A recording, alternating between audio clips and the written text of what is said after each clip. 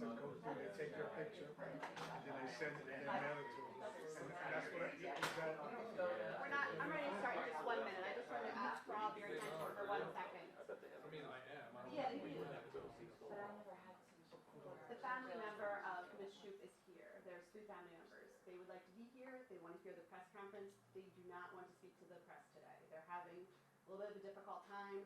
I know that she did an interview with the press early on that day, but she's asked that I please just come in and let you know that as of right now, she just can't, maybe at a later date. So I know that you're all generally very respectful of those requests, and I appreciate that.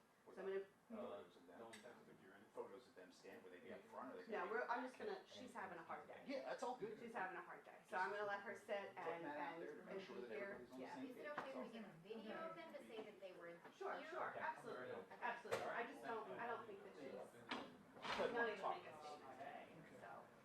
She was just very emotional when I went out to talk to her, and it's an important day for the families as well, that they're able to get to this point. So let me bring them in, and then I'll bring everyone else in.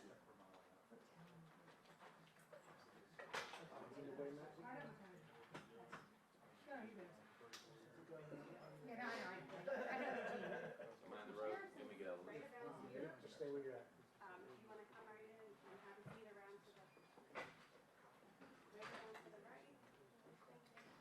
Oh. All right, let me go get you there.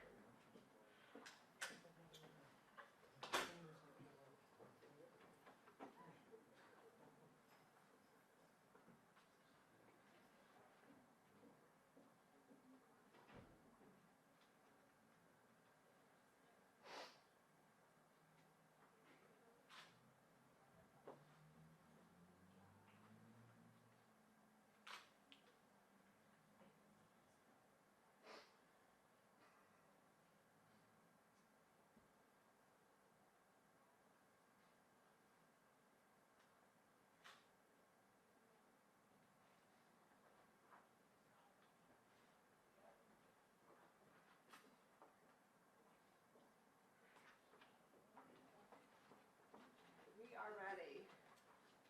Thank you for your patience.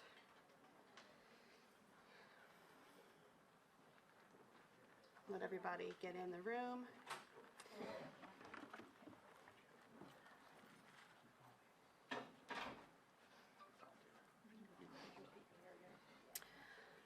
Good afternoon. I'm Christy Hopkins, Director of Media and Public Relations for the Harford County Sheriff's Office.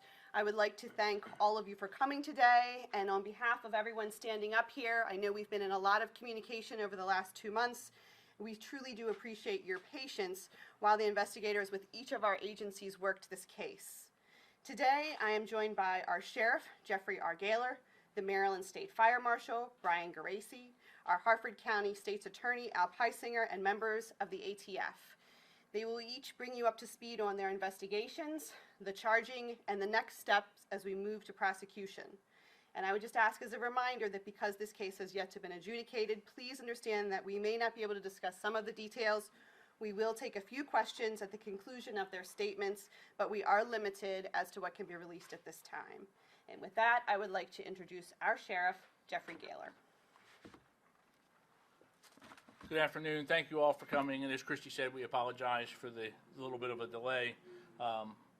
Today, I'm going to share with you news I know has already kind of hit the news waves, and that is that an arrest has been made in the fire that claimed the lives of 3 of our community members.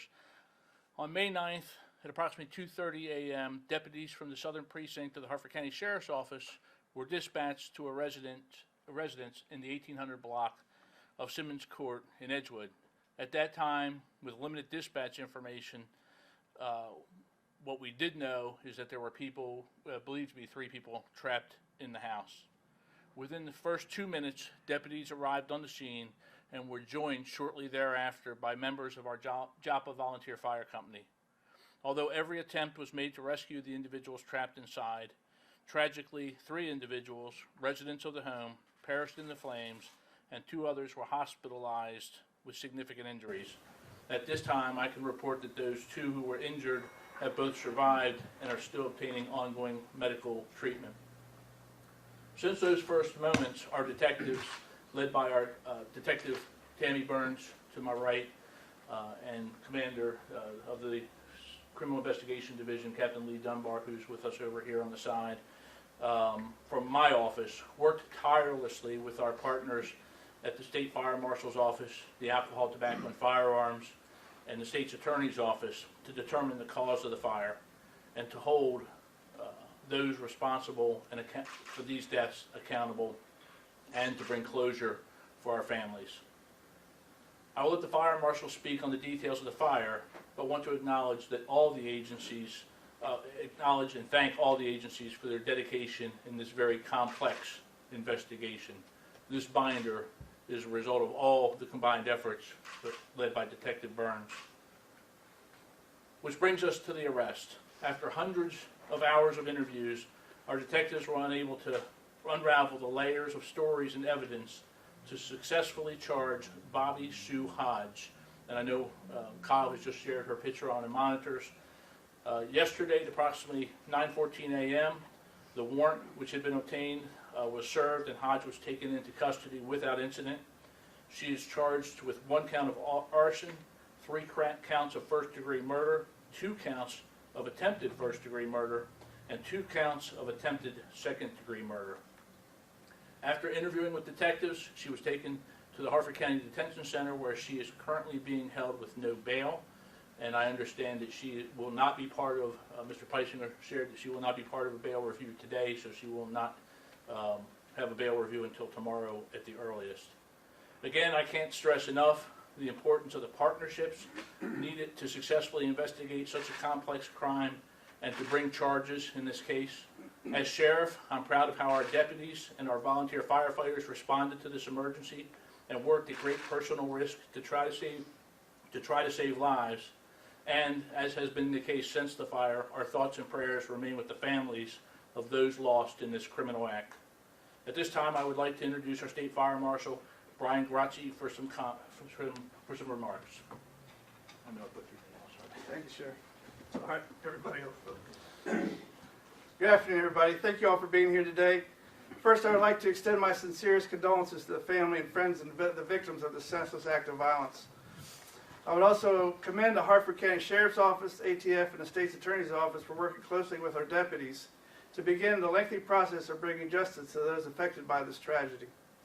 On May 9th at 2:36 a.m., my office was requested to investigate a 3-alarm fire in Edgewood that claimed the lives of 3 residents and resulted in hundreds of thousands of dollars in damages. Our deputy state fire marshals conducted an in-depth investigation on scene and over the days and weeks following this fatal fire. They determined the origin of the fire to be located in the townhome's second-floor living room and the cause of the fire to be incendiary in nature. It was no accident that these 3 innocent people lost their lives on that Thursday morning and that 2 others continue to suffer with their injuries. The Office of State Fire Marshal will continue to provide strong support to our partners in law enforcement as this case makes its way through the judicial process. Thank you again for being here today, and I'll now turn it over to the State's Attorney's Office for some comments. Good afternoon, ladies and gentlemen.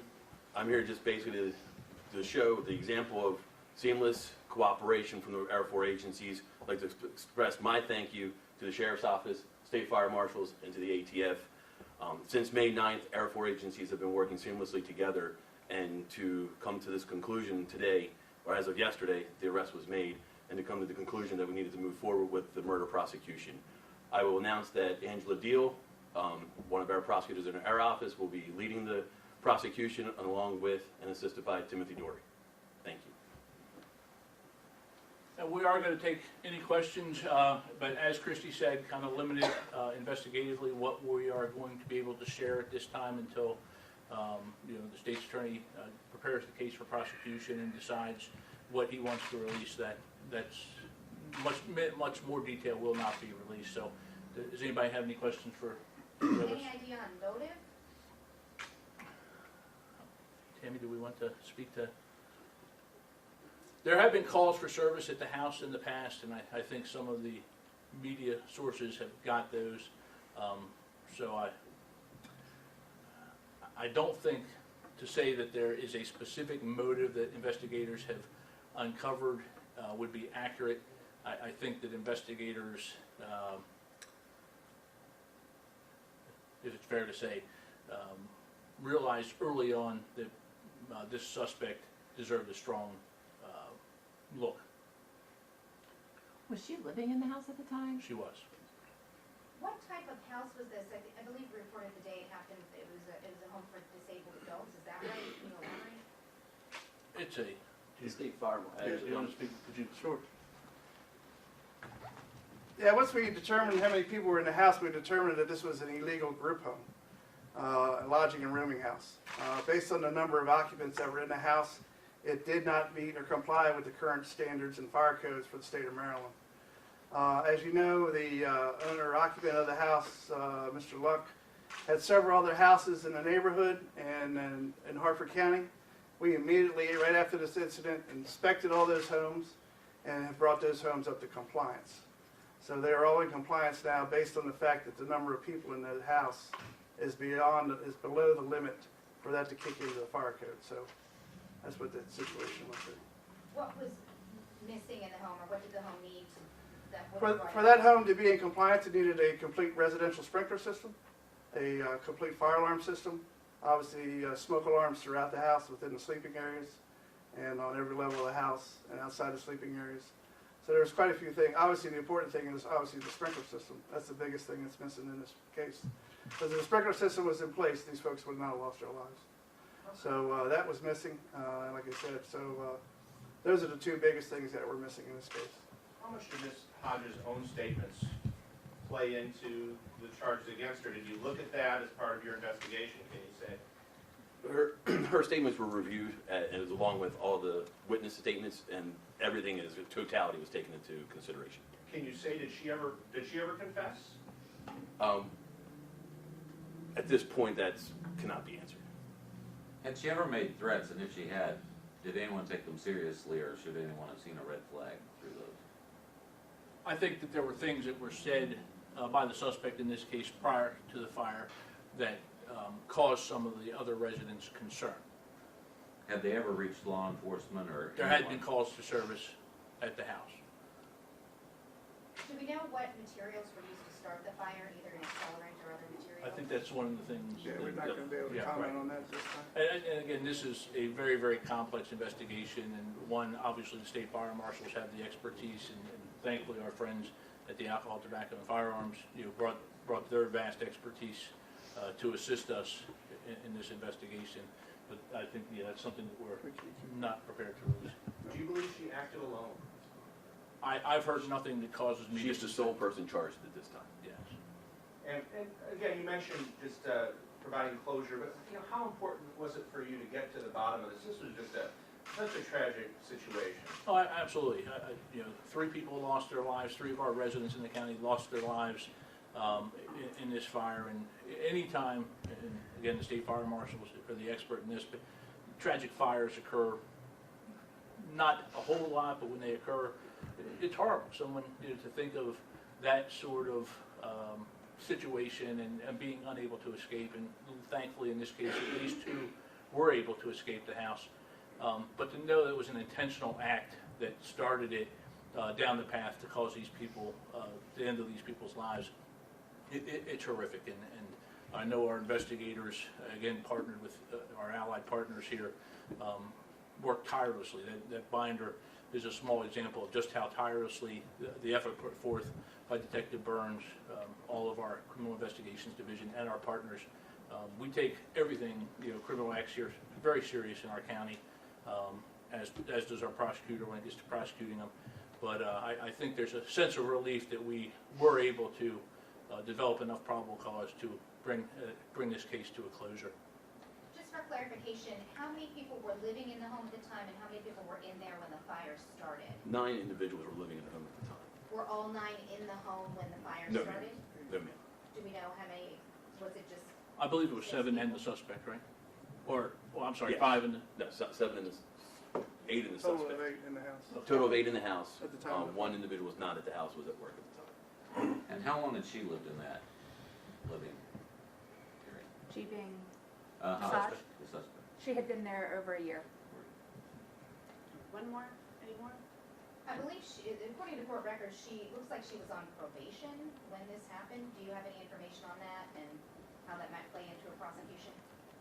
No, I do not have any information on that. I'm not sure if that's accurate. All right, well, thank you again, everyone, for coming. No, she's not on probation. Not that we, Not we're that- here. As far as we know, she was not on probation. We will put her picture up in the comments of our live stream on Facebook, so you can certainly go right on and pull that off if you want a digital copy of her photo as well. And thank you again for coming out today. We appreciate it.